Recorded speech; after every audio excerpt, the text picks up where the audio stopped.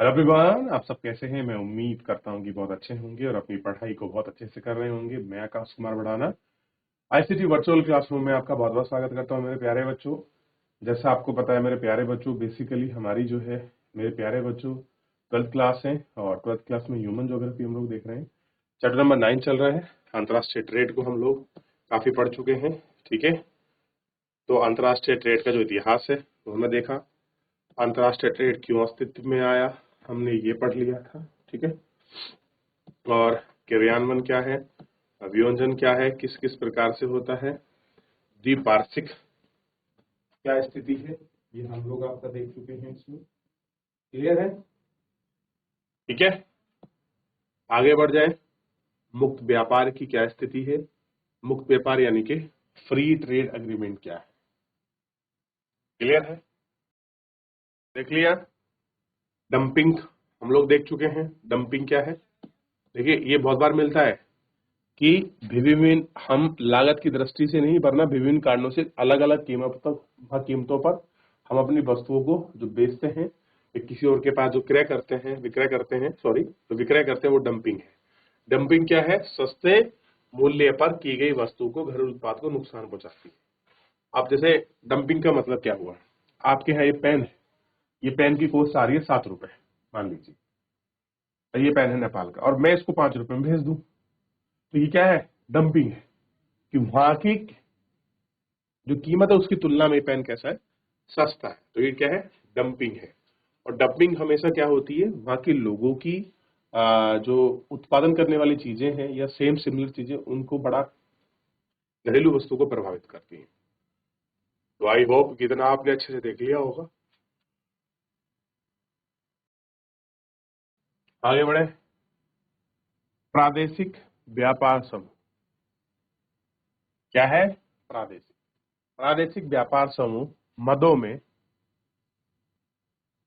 भौगोलिक समाप्यता, समरूपता और पूरकता के साथ देशों के मध्य व्यापार को बढ़ावा देना, विकासशील देशों और व्यापार पर लगे प्रतिबंधों को हटाने के उद्देश्य से अस्तित्व में आया है। आजकल 120 प्रादेशिक समूह विश्व के 52% परिवार का जनन करते हैं। कितना है, प्रादेशिक समूह जो है, मदे मतलब होती है वस्तुएं, मदों को हम क्या बोलते हैं, वस्तु, वस्तुएं। क्लियर है। और आज 120 प्रादेशिक व्यापार समूह में 52% का जनन है, यानी कि जो आपके प्रादेशिक समूह है इनसे ही आपका 52% ट्रेड होता है।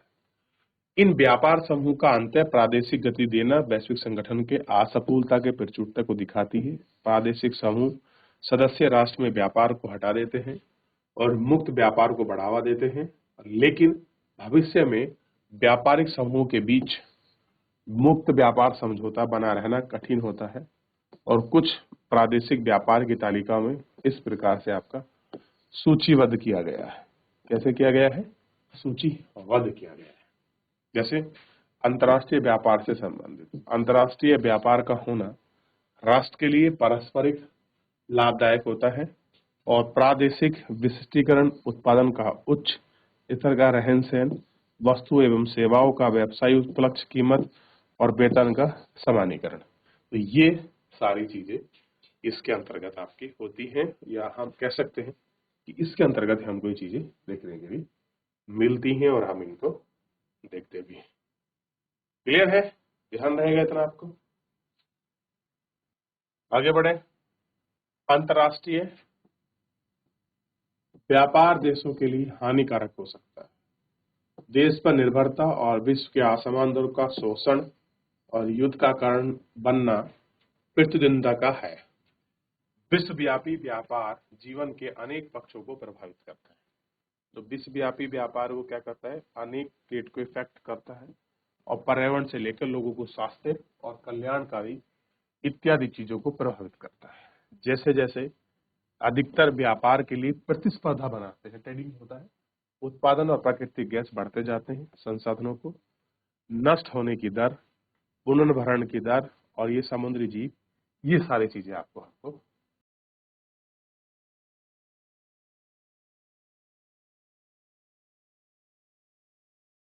आगे बढ़े। चलिए, अब देख लिया तुमने अब देखिए, जैसे अब कौन कौन से समूह क्या ट्रेड करते हैं, जैसे आसियान है। अब आसियान को देखिए, सबसे पहले इसका मुख्यालय कहाँ है, जकार्ता इंडोनेशिया। तो Brunei, Darussalam, Cambodia, Indonesia, Laos, Malaysia, Myanmar, Philippines, Singapore, Thailand और वियतनाम, ये सारे इतने देश हैं। तो 1 2 3 4 5 6 7 8 9 10 और 11, तो 11 देश हैं। कैसे हैं, 11 देश इसमें शामिल हैं। और अगस्त 1967 में, कितने में है, अगस्त 1967 में। तो अब क्या क्या करते हैं, कृषि उत्पाद देते हैं, रबड़ और ताड़ का तेल है, नारियल, चावल, कॉफी, खनिज, निकिल, टंगस्टन, ऊर्जा, पेट्रोलियम, प्राकृतिक गैस, सॉफ्टवेयर, ये सारी चीजें इसके अंतर्गत है। क्या होती हैं ये चीजें, इसके अंतर्गत आपको देखने के लिए मिलेंगी। और आर्थिक समृद्धि को तीव्र करना, सांस्कृतिक विकास और शांति, प्रादेशिक अस्तित्व है। कैसा है, प्रादेशिक अस्तित्व के रूप में। आगे बढ़े, CIS, मिल्क, बेलारूम, अमेरिकन, Azerbaijan, Belarus, Georgia, Kazakhstan, Kyrgyzstan, Moldova, रूस, तजाकिस्तान और कुर्मेन, यूक्रेन, उज्बेकिस्तान, इन सारी जगहों पर ये सारी चीजें होती हैं। तेल शोधक है, प्राकृतिक गैस है, कपास है, रेशा है और एल्यूमिनियम है। तो ये सारी चीजें हमको आपका देखने के लिए मिलती हैं। अर्थव्यवस्था, प्रतिरक्षा और विदेशी नीति के मामलों में समन्वय और सहयोग की बात करते हैं। ठीक है, तो क्या है, मिक्स यानी कि बेलारूस में इसका मुख्यालय है। ठीक है, ये हमको देखना चाहिए। यूएई यानी कि यूरोपियन यूनियन को हम देख रहे हैं, बेलारूस वगैरह है इसमें, जैसे ऑस्ट्रेलिया, बेल्जियम, ठीक है, बुल्गारी, क्रोएशिया, सर्बिया, चेक गणराज्य, Denmark, Finland, German, Hungary, Latvia, Luxembourg, Malta, पुर्तगाल, रोमान, स्पेन, ये सारे देश इसमें इसके अंतर्गत आपके शामिल है। तो ये आप इनको देख सकते हैं, कहां से कहां तक है ये फैले हुए, इनको आप अच्छे से देखिए कि कहां का देख सकते हैं। तो यूएई संघ में तो एक तो क्या है, Australia, Belgium, Bulgaria, Croatia, Cyprus, चेक गणराज्य, Denmark, Antonio, Finland, German, Greece, Hungary, Ireland, Italy, Lithuania, Luxembourg, Malta, Poland, पुर्तगाल, रोमानिया, स्कोर्बिया, स्पेन, स्वीडन, नीदरलैंड और यूनाइटेड किंगडम, ये सारी कंट्री इसके अंतर्गत है। क्या करती हैं, कृषि उत्पाद, खनिज, रसायन, लकड़ी, परिवहन, गाड़ियां, आर्टिफिशियल उपकरण, घड़ी, कलाई, प्रदार्थ और एकल मुद्रा हस्ताक्षर है, एक ही मुद्रा है इन सबकी, उसी में ये अपना काम करती हैं। और आपको पता होना चाहिए यह सबसे मजबूत संघ है। क्या है, यूरोपियन यूनियन का एक अपने आप में दबदबा है हर जगह। ऐसा है European union, UAE, European union, जहां भी ये जाते हैं हर एक मुद्दे पर एक साथ खड़े हैं, यानी कि अलग अलग देश हैं लेकिन पॉलिटिकल स्टेबिलिटी में ये एक है। ठीक है, और यहाँ को जो ये होते हैं यूए के चांसलर बनती है। ठीक, एंजेला कुछ मार्केल करके थी पहले, आपको पता नहीं कि यूरोपियन संघ की यूए की चांसलर कौन है, क्लियर है। तो ये आपको देखने के लिए यहाँ पर मिलेगा, तो बहुत मजबूत संघ है। आगे बढ़ जाए, चलिए आगे देखते हैं। देखिए इतना, अब एक है लाबिया, लैटिन अमेरिका इमिग्रेशन एसोसिएशन। ठीक है, उरुग्वे में इसका हेडक्वार्टर्स है। Argentina, Bolivia, Brazil, Colombia, Ecuador, Peru और वेनेजुला, यानी कि ये सब देश कहाँ के हैं, दक्षिणी अमेरिका के। कब बना है, 1960 में बना है। एक है north American freight trade association, US का है, यूएस में मुख्यालय है, 94 में बना है। एग्रीकल्चर, मोटर, स्वचालित पुर्जे, कंप्यूटर और जो कपड़े हैं इनको वो आपका ऑपरेट करते हैं। एक है OPEC, organization of petroleum export countries. तो आपने कल मैंने आपको बताया था वेनेजुला, ये इसी का पार्ट है। तो इसका मुख्यालय है वियना, ऑस्ट्रिया के वियना में है। Algeria, Indonesia, Iran, Iraq, Kuwait, Libya, Nigeria, Qatar, सऊदी अरब, संयुक्त अरब अमीरात, तो यूएई और यूएई, यूनाइटेड अरब अमीरात, एक है यूएई, सऊदी अरब। ठीक है, कितने देश हो गए? अल्जीरिया 1 2 3 4 5 6 7 8 9 10 और 11, तो 11 कंट्री है। ठीक है, और देखना साउथ अमेरिका का एकमात्र देश है वेनेजुला, जो ओपेक का मेंबर है। 1949 में बना है, खनिज तेल पर काम करता है। खनिज तेल की नीति समन्वय के एकीकरण, यहाँ सब मिलकर चीज में काम करते हैं। भाई रेट क्या रखेंगे, किसको सप्लाई करनी है, कैसे करना है, कैसे बैलेंस बनाना है, ताकि वित्तीय बाजार ये सब चीजें जोखिम ना हो, इन सबको ये रेगुलेट और ऑथराइज वगैरह करते हैं। इसके बाद है SAFTA, south association free trade agreement. तो साफ्टा किया है हमने अपने पड़ोसी देशों के साथ। क्या है? पड़ोसी जो हमारे देश है, देशों के साथ। तो बांग्लादेश, मालदीव, भूटान, नेपाल, भारत, पाकिस्तान और श्रीलंका। इसमें चीन जो है आपका वो नहीं है। क्या है? चीन नहीं है। चीन हमारा पड़ोसी देश, जबकि वो इसमें नहीं है। क्लियर है? जनवरी 2006 में है, ताकि अंतर्देशिक व्यापार को घटाना, यानी कि हम जो टैक्स टोक्सन कर रहे हैं कि भाई ये चीजें ना करें, हम आपस में अपना एक संतुलित बनाकर एक अच्छे से क्या करें, व्यापार हम लोग करें, ये हमारा ऐसा प्रयास करना चाहिए। आगे बढ़े, चलिए। अब देखिए, नष्ट हो रहे हैं, वन कटे जा रहे हैं और नदी बेसिन में निजी पेयजल कंपनियों को बेचे जा रहे हैं। अब जो नदी जल थे वो किन्हें बेच रहे हैं? निजी कंपनियों को। अब निजी कंपनी क्या कर रही? पैकेजिंग करके उनको बेच रही है। तेल, गैस, खनन, औषधि विज्ञान और कृषि के संलग्न बहुराष्ट्रीय कंपनी, मल्टीनेशनल कंपनी अधिक प्रदूषण उत्पन्न करती है और कीमत पर अपने कार्यों को बढ़ावा देती है और जारी रखती है। उन कार्यों की पद्धति सतत और पोषणीय है और उनका वो अनुसरण नहीं करती। ठीक, केवल संगठन लाभ बनाने और उन्मुख करने के लिए रहे हैं, पर्यावरणीय और स्वास्थ्य संबंधी विषयों पर कहीं नहीं है।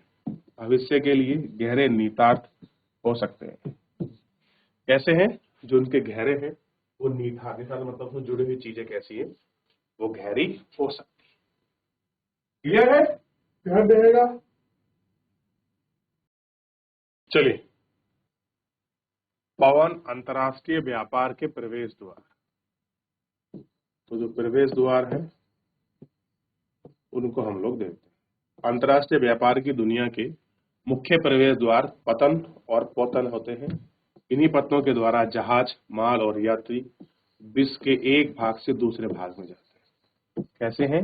एक भाग से दूसरे भाग में जाते हैं। पतन जहाज के लिए गोदी लादने, उतारने और भंडारण हेतु सुविधा प्रदान करते हैं। कोई चीज चढ़ा दी है, उसको वहां पे स्टोर कर दिया है, एक स्थान दूसरे स्थान आप भेज रहे हैं, इन सुविधाओं को प्रदान करते हैं और उद्देश्य से पतन प्राधिकरण नौका द्वारा रखरखाव, रस्सों और बाजारों ठीक के अतिरिक्त व्यवस्था करने और श्रम प्रबंधकीय सेवाओं को उपलब्ध कराने की व्यवस्था है। पतन एक महत्वपूर्ण नौ भर का आकार है और निपटाने के लिए जहाज की संख्या के द्वारा निश्चित एक पतन द्वारा निपटाया और प्रादेशिक इन सूचनाओं में ये सारी चीजें की जाती। क्लियर है? देख लिया इतना?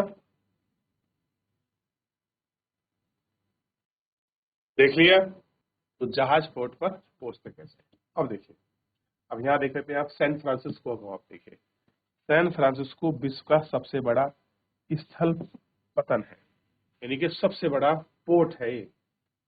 तो सबसे बड़ा पोर्ट अगर पूछना हो, सैन फ्रांसिस्को बहुत बड़ा चलता है, काफी व्यस्तम भी है।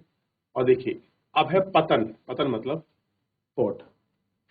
पतनों का वर्गीकरण उनके द्वारा संभाले गए यातायात के प्रकार के अनुसार है, ठीक, और निपटाने की नौका के अनुसार। एक है औद्योगिक पतन, जहां केवल इंडस्ट्री बेसी चीजों का आयात और निर्यात किया जाता है। जैसे अनाज, चीनी, अयस्क, तेल, रसायन और इसी प्रकार के पदार्थ। ये सारी चीजों का यहाँ हम एक से दूसरी जगह आपका ट्रेड करते हैं। क्या करते हैं? हम ट्रेड करते हैं। दूसरा है वाणिज्यिक पतन, कमर्शियल पोर्ट। ये पतन सामान्यतः नौभर समष्टि उत्पाद और विनिर्माण वस्तुओं का निपटारा करते हैं और ये यात्री यातायात के लिए प्रतिबंध करते हैं। कैसा करते हैं? वहां भी ये आपका प्रतिबंध जो है आपका करते हैं। ठीक है, तो क्या करते हैं? वहां पर आपका प्रतिबंध करते हैं। ठीक है, ध्यान रहेगा। चलिए आगे बढ़े। अब दूसरा देखिए, विस्तृत यानी कि जो बड़े पोर्ट है, ये पतन परिमाण से सामान्य तौर पर थोक के प्रबंधन में है। संसार में अधिकांश महत्व पतनों के रूप में वर्गीकृत है। कैसे हैं? जो बड़े पोर्ट हैं, जो महत्व है, उनके रूप में आपका वर्गीकृत है। अगले हैं अंतर्देशीय पोर्ट। कैसे हैं? अंतर्देशीय पतन। ये पतन समुद्री तट से दूर अवस्थित होते हैं। ये समुद्र से नदी अथवा नहर से जुड़े होते हैं। ये पतन चौरस तल में जहाजों की बजाय गम्य होते हैं और मैनचेस्टर तक जुड़े हैं और मेसिप नदी को पार करके है, मिसिसिपी को, और उनको राइन में अनेक पोर्ट हैं। तो मिसिसिपी नदी कहाँ मिल जाती है? राइन से। आपने कल देखा है मैनहीना ड्यूबस, कोलकाता की हुगली जो गंगा की सहायक है, इन शाखा।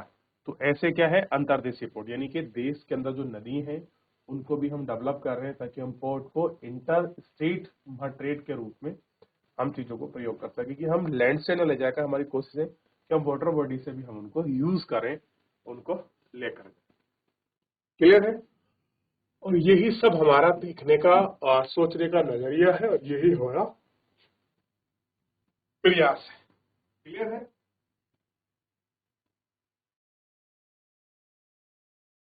चलिए देख लिया आप लोगों ने। अगला है बाह्य पोर्ट।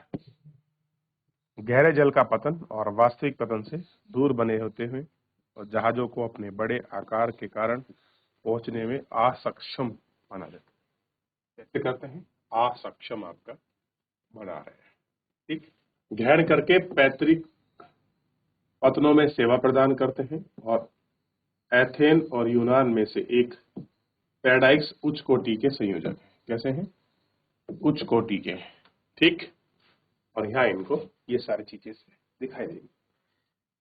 कैसा है? हाई क्वालिटी वाला। क्लियर है? आप इसको देख सकते हैं कहां पर? हाई क्वालिटी वाला। दूसरा है, अगर आप इसमें देखोगे तो क्या इनका विशिष्टीकरण है, थोड़ा इसको देख लेते। चैप्टर समाप्ति हो गया है। तो विशिष्टीकरण में तेल पोर्ट्स है, जहां पर तेल आते हैं, नौ सेवा परिवहन के माध्यम से करते हैं। कुछ टैंकरों के माध्यम से आते हैं, जैसे बेनोजिला में मार्कोबाइस है, ट्यूनीशिया में क्या है? एस्खीरा है, लेबलॉन में आप देखेंगे तो क्या है?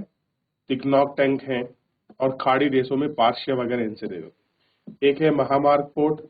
ये पतन है जो कि मूल रूप से समुद्री मार्गों पर विस्तृत है, केंद्र है, वहां पर चलते हैं सामग्री तेल के रूप में, और ये सबको हम इसमें देख सकते हैं। होनोलुलु, सिंगापुर वगैरह ये सारे इसके पोर्ट्स हैं। ठीक है, और अगला है पैकेट स्टेशन। फेरी प्रपात के नाम जाना जाता है और पैकेट स्टेशन विशेष रूप से छोटी दूरी को तय करते हैं और जलीय क्षेत्र के आकार और डाक तथा यात्रा परिवहन से जुड़ी हैं और स्टेशन में अवस्थित है। ठीक है, इन क्षेत्रों में आर पार करने का सामान है और उनके इंग्लिश चैनल के आर पार में इंग्लैंड और डोवर और फ्रांस, जो डोवर आपकी जल संधि है, वहां पर आपका जो कैल्साई जो क्षेत्र है वहां पर। ओथ्रोपोर्ट, ये आप देखेंगे एक केंद्रीय पोर्ट है जो विभिन्न देशों में लाई गई वस्तुओं को हम लोग देख सकते हैं, ये सही क्षेत्रों में, और इन सब जगहों पर हमको देखने को मिलता है। और एक है नौसेना पोर्ट, जो सामाजिक महत्व के पोर्ट है, जहां पर युद्धपोत जहाज होते हैं और उनकी मरम्मत और कार्यशाला की जाती है, जैसे कोची और आपका काडवाड़ भारत में ऐसे प्रमुख पोर्ट वाले क्षेत्र है। क्लियर है? चलिए देख लिए। तो फिलहाल मेरे प्यारे बच्चों, आज के इस लेक्चर में इतना ही। चैप्टर समाप्त हुआ।